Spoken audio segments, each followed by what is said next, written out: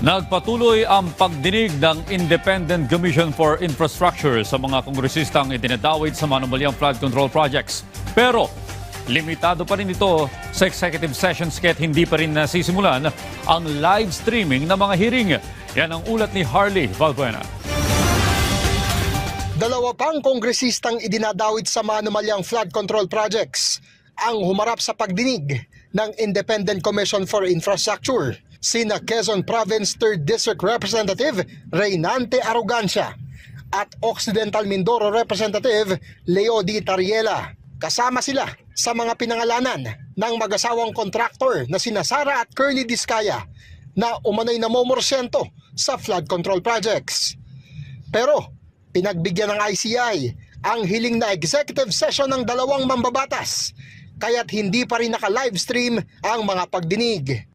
They cited sensitive and private information that might be divulged during their testimonies, and the Commission saw it fit to allow an executive session. Kaya ang tanong ngayon ng marami, kailan nga ba masisimulan ang pag-livestream sa mga pagdinig ng ICI? Ang Makabayan Bloc nagtungo sa ICI at nanawagang repasuhin ang guidelines sa pag-livestream ng mga pagdinig at tanggalin na ang option para sa executive session. Pag sinabi nating live stream, no, hindi dapat selective yung pagiging live stream niya. No? We have seen other commissions in history na open to the public.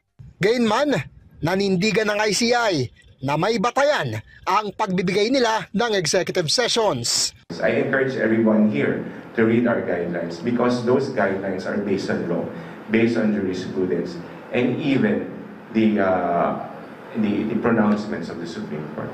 Sa ilalim ng guidelines ng ICI, papayagan ng executive session kung ang testimonya ng isang resource person ay makaapekto sa national security, kung malalagay sa peligro ang kanyang buhay, o kung ang kanyang mga sasabihin ay makahadlang lamang sa investigasyon ng komisyon.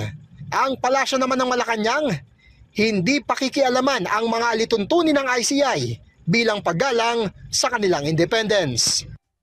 Sila po ang magsasagwa ng kanilang mga procedure.